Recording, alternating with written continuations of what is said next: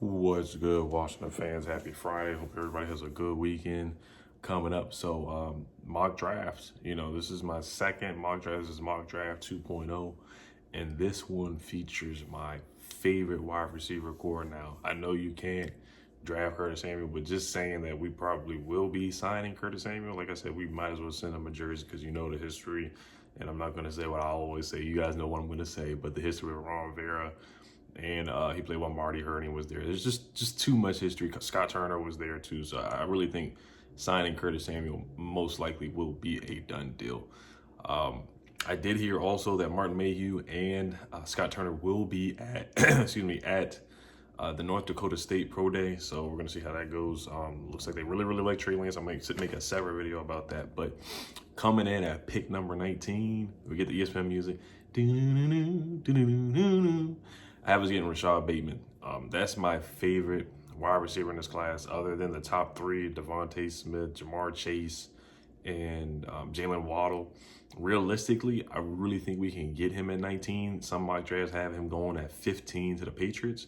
And the skepticism on him was his 40 time. He just clocked in at a 4.39. That was the question about him, because a lot of people think he doesn't have elite speed. He has good speed, but he doesn't have elite speed. That was the knock on him. But he can do it all. 4.39, 40. The man can run. The man can fly. Played along Tyler Johnson, who was who played with the Buccaneers this past year, played really well. They were a dynamic duo. So let's go over Rashad Bateman, man. He's 6'2", 210 pounds. Bucky Brooks has a man crush on Rashad Bateman, and I see why. Watching this man, I love watching this guy play, man. So let's go over his number. Freshman year, he went off 51 catches for 704 yards, 13.8 yards per catch, and 6 touchdowns as a freshman. Came in balling as a freshman. The next year, sophomore year, had 60 catches for 1,219 yards, 20.3 yards per catch.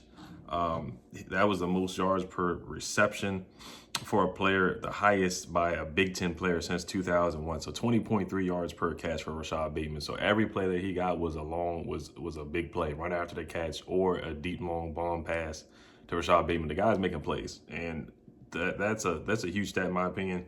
Highest since the Big Ten player since 2001. You know how many nice receivers have come from the Big Ten? Terry McLaurin, Curtis Samuel, Allen Robinson, Chris Godwin, Stephon Diggs.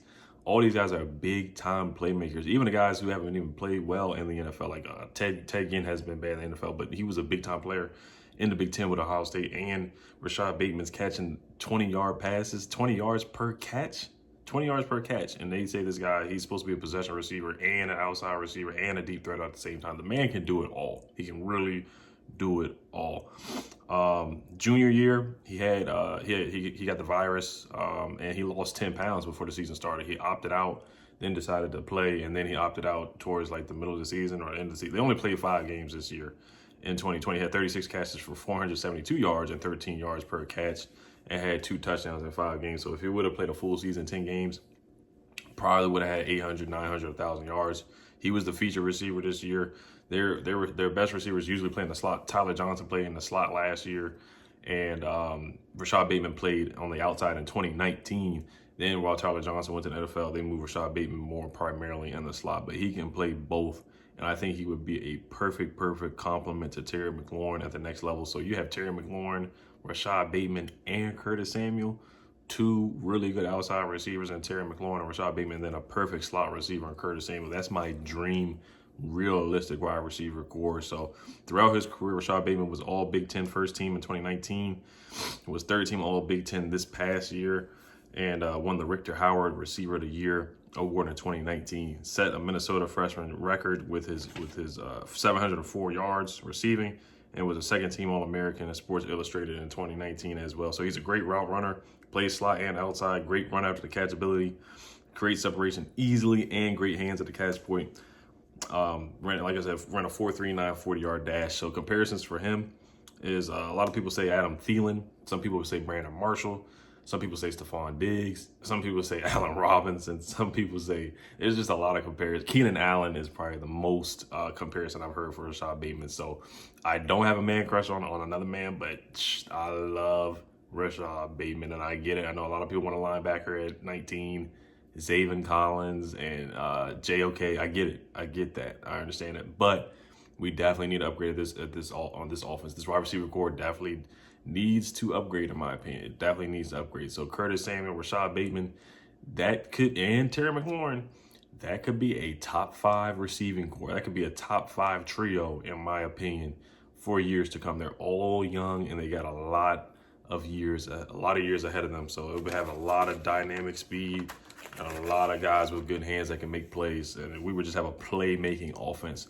So that would be an A+ for me if we get Rashad Bateman at 19. I know everybody wants a tackle. I don't really personally think we need tackle as bad as a lot of people do, because Cornelius Lucas played well. I'm not really hard pressed for drafting a tackle. And if Darisaw is there, sure, I think that's an A+ pick. But at the same time, I really think wide receiver is more of a need. I think it's in this order: linebacker, probably wide receiver. I think linebacker and wide receiver are equal in my opinion, and then left tackle after that. So, or a cornerback. Let's get to the second round here. Dylan Raduns out of North Dakota State, played with Trey Lance, was a 3-time FCS champion. You know, they won 50-some games in a row, or 27 games in a row, or 30 games in a row, something like that. 6'5", 304 pounds, was first team FCS All-American. He's a left tackle, so he did block and protected Trey Lance's blind sign. Was first team FCS All-American in 2019, first team All-Missouri Valley Conference in 2019, second team All-Conference in 2018. He was the overall practice player of the week in the Senior Bowl, so he played really well in the Senior Bowl, so you do not have to question his level of play against a big competition, because, you know, everybody's like, oh, you know, Trey Lance didn't play against the best competition, which is true. Same thing with Dylan Raduns, but when he went to the Senior Bowl, he played well. He played left guard and left tackle and played really well, dominated out there, and impressed a lot of people, a lot of scouts. And I think Martin Mayhew and Scott Turner are not only going to see they're not only going to the pro day to see Trey Lance, but they're going to see Dylan Raduns as well. I really think they do. They are. Allowed 0 sacks in his senior year, and he was a dominant run blocker. Played in 33 games and had 32 starts out of 33 games in his career. Started as a freshman as well. Has 63 knockdowns and 0 sacks allowed this past year. North Dakota State, they also rushed for 4,601 yards. They had 287.6 rush yards per game. So they were running the ball, pounding the ball. Trey Lance had 1,000 yards. So they were really running behind Dylan Raduns, you know, running behind him, pancaking guys, getting to the second level. Has really good hands, strong hands. He's just a strong, corn-fed guy out of North Dakota State, you know, just country corn-fed guy. It's consistent and strong hands. It's good athletic in space. Is really explosive. He will maul you in the run game. So I like this guy a lot. He's 6'5", 304 pounds. He's got good size. Probably could put a little bit more weight on, but he's really good. I like him a lot. He's really solid as a second-round pick. That's if you don't get Darisaw. I think he would be a really, really good pick in the second round. So my third-round pick, won't do the music this time, is another North Dakota State guy, Jabril Cox. Now, this is where we get our linebacker that everybody wants. Now, I don't know if he's going to be there in the third round, but if he is there in the third round, he would be a hell of a pick at that round. A lot of people have him as a second-round pick. Some people have him as a first-round pick. 6'3", 233 pounds. Played basketball and football in high school as well. Was a Missouri Valley Conference Freshman of the Year. He was a Conference Defensive Player of the Year in 2018. He was a 2-time FCS All-American in 2018 and 2019. Second team All-Conference in 2017 as well. You look at the numbers in 2018, he had 91 tackles, 9.5 tackles for loss, 4 sacks, 4 picks, and 2 touchdowns as well. 2019 had 92 tackles, 9.5 tackles for loss, 5.5 sacks, 1 pick, 6 pass breakups. And he played 31 games straight, so he's very, very, very durable. Also made the honor roll in college, so he's a smart guy. LSU made the transition. It was like, hey, I need to play against some more competition. You know, SEC guys, the best conference in college football. Had 58 tackles, 1 sack, 3 picks, 5 pass deflections. Had a pick 6 against Mississippi State as well. Played in 10 games, so he's super, super athletic.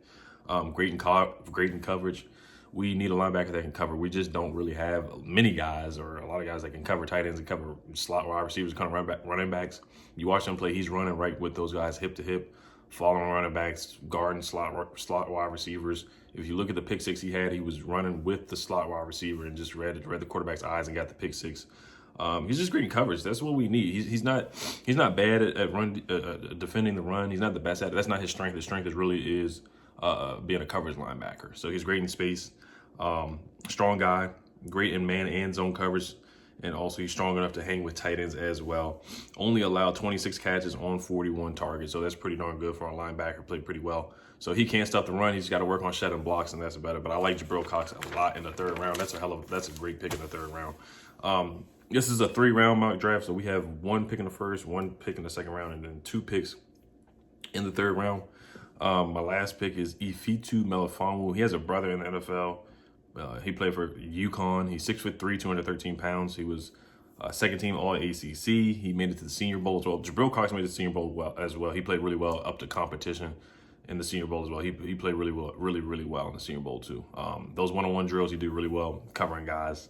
Ifitu Melifonwu was ranked 3rd in the ACC among corners and tackles per game. He had 55 tackles, 3 tackles for loss, 1 sack, 1 pick, and 9 pass breakups. He's really tall for a corner, really long, really rangy, real physical. He loves to tackle. Smart guy. Made the All ACC academic team twice. Him and his teammate Garrett Williams were the 7th best cornerback duo rated by Pro Football Focus. He also played with Andre Sisco, who played free safety for the Syracuse Orangemen as well. So yeah, his length allows him to blanket receivers in man coverage. He's great. He has a great wingspan, which allows him to be a dangerous defender in zone coverage. Very physical in press coverage as well. Has fluid hip transitions, and he's super athletic. He's projected to run a 4.4 40-yard dash, and he's a heck of a run defender as well. So he's a willing tackler. You look at this team, we have Darby as a free agent. I hope we bring him back. And then we also have Kendall Fuller, but we do need some more at the wide receiver position. We still have Greg Stroman. I think we're letting Danny Johnson walk, if I'm not mistaken. I think I just read that yesterday. But this guy, Ifitu Melifonwu, would definitely complement those guys really well. He's real physical. He's not scared to hit. He loves tackling. So, and he's very disruptive at the catch point as well with his length and his long arms, his long wingspan. So I like him a lot as a great value pick in the 3rd round. Some people have him as a 2nd round pick. But I think he would be a great pick for this team. 6'3", 213. We need more cornerback depth, so I like that pick. So Rashad Bateman, man, that's my favorite guy at 19. Honestly, I know I like Zayvon Collins too. I like JOK. I like Nick Bolton as well, and all those guys. And I know a lot of people are gonna be like, oh, we can get a wide receiver in the later rounds, Rondell Moore, Elijah Moore, and stuff like that. But I like Rashad Bateman a lot at 19. Him, Curtis Samuel. You sign Curtis Samuel. And you already have Terry McLaurin, and that's a nasty trio. That's a nasty sight right there. All right, you guys. Here's the football team. Peace.